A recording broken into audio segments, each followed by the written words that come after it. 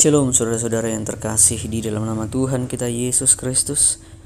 Tema renungan harian kita adalah batu karang yang menyelamatkan. Seperti biasa, mari kita baca firman Tuhan yang tertulis pada 1 Korintus 10 ayat 3-4. Mari kita baca bersama-sama.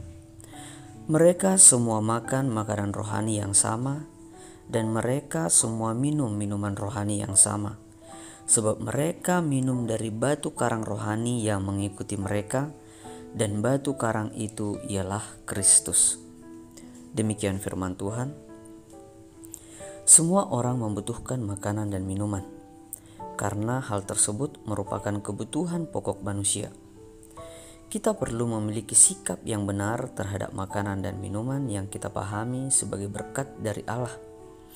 Janganlah karena masalah makanan dan minuman kita bertengkar, apalagi bersungut-sungut kepada Allah. Bangsa Israel dalam perjalanannya selama di padang gurun menuju tanah perjanjian mengalami banyak peristiwa buruk karena masalah makanan dan minuman. Bangsa itu bersungut-sungut ketika mereka lapar dan haus.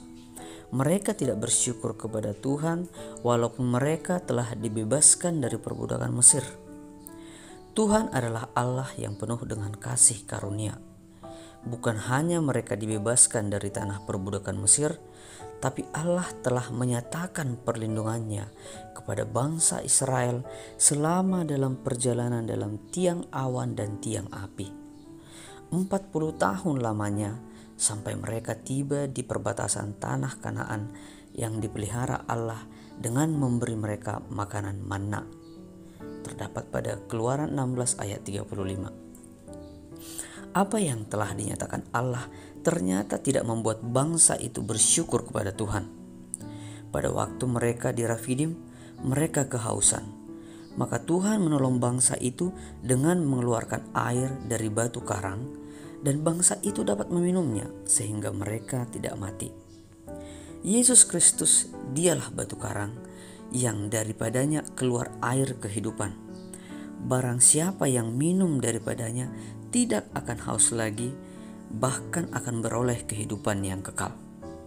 Kristus dialah air kehidupan yang dikaruniakan Allah kepada kita orang berdosa ini, supaya kita beroleh pengampunan.